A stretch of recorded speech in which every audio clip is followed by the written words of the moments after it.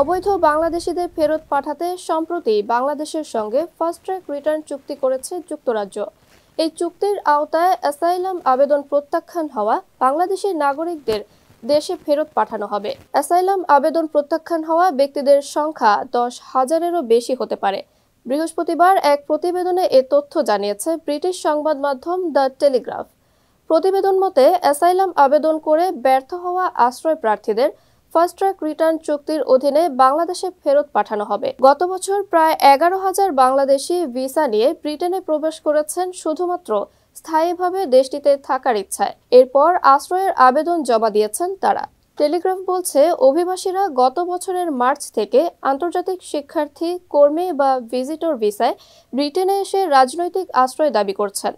মূলত ব্রিটেনে প্রবেশের পেছনের দরজা হিসেবে কাজে লাগানোর চেষ্টায় এসব ভিসা ব্যবহার করছেন তারা। তবে দেশটিতে বাংলাদেশিদের প্রাথমিক আশ্রয় আবেদনের মাত্র 5%ই সফল হয়েছে।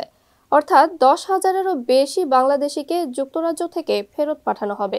দ্য টেলিগ্রাফ বলছে, চলতি সপ্তাহে লন্ডনে স্বরাষ্ট্র বিষয়ক প্রথম যৌথ ইউকে বাংলাদেশ ওয়ার্কিং গ্রুপে উভয় পক্ষ রিটার্ন চুক্তিতে সম্মত হয়।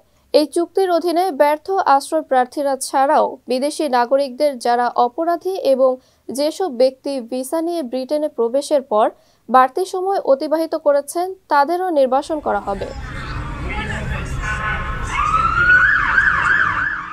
কারো কাছে স্বপ্ন পূরণ, কারো আনন্দের উপলক্ষ, আবার কারো জীবন পাল্টে দেওয়ার মুহূর্ত, কখনো জীবন বাঁচাতে সর্বোচ্চ গতিতে উড়ে চলা, কারো আবেগের শেষ মুহূর্ত, আপনজনের শেষ বিদায়ে শামিল হওয়া, এমন সব ইচ্ছে পূরণে সর্বনিম্ন ভাড়ায় দ্রুতগতির বাহন প্রবাসী হেলিকপ্টার। আপনার প্রয়োজনে যোগাযোগ করুন আমাদের হটলাইনে।